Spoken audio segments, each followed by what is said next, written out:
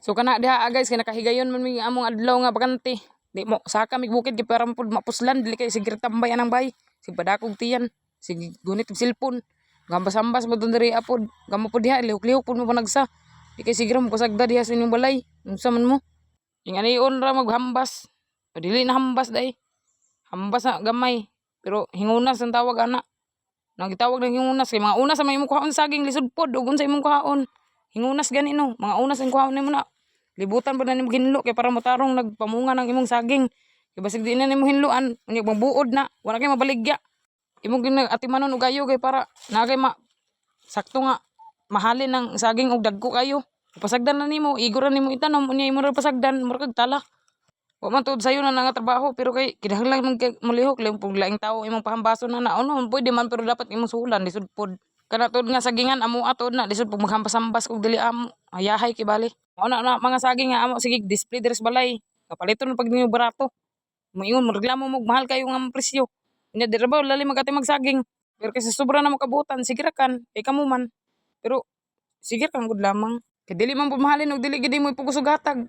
So mao gihatag na lang kay para dali ra pud mahurot. Kaysa naman anang malata ra pasagdan. Basta gimusaka kag bukid pertiging kapuya. Unoon sab pagkangan nga bukid kapoy man gayud kay nimo lihok ka na.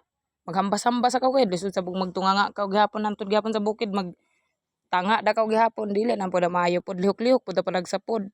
Maong kamo diha sa katanaw nga wa pa ka mag-eskwela panghuman mo eskwela. Kay kapoy kay maghambas-hambas sa bukid. Unsay tabangan pa kag lapinig makupo-upo pa ka diha. Maong kamo kung ba eskwelahan magtarong mo. Dili kay mag-inom-inom noon mo kay tagaan mo baon sa imong mama nya ira gyapon inom-inom. Nagtuoy yung mama ning suod mo eskwela pero wala di ay. Ituwa di sa uyab uyab. Sus grabe no di man na maayo gud. Tarong mo eskwela kay para dili mo magsigigambas ning bukid. Pero og na sobraan ra pud ka nature lover pwede ra ka undang nag-eskwela ka mahambas ta diri. Sayo na tan-awon presko tan-awon pero pag imo nang buhaton perting ka puya dili kidaling pag sige kag saka ning bukid.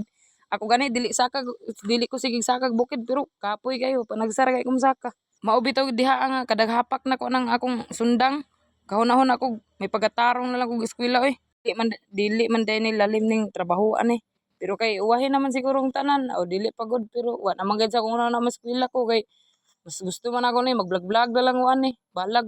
Kay basin ra day po no kaloy-an ra ko di makatabang gyapon ko sa akong mga igsuon. Ug kaloy-an po lagi ug wa poy maluoy na. Kung nalay maluoy po sa akong kagalingon bahala mo. Wa mo'y apil. Pero matay ning paghambasa mo makawag pag-asa gyud nday na lamang gayud. Pero grabe gid akong dream sa akong kinabuhi gyud bong di gid ko mo surrender balag magkauno-uno ta ni magkatuwad baliskad man galing taan ni aw na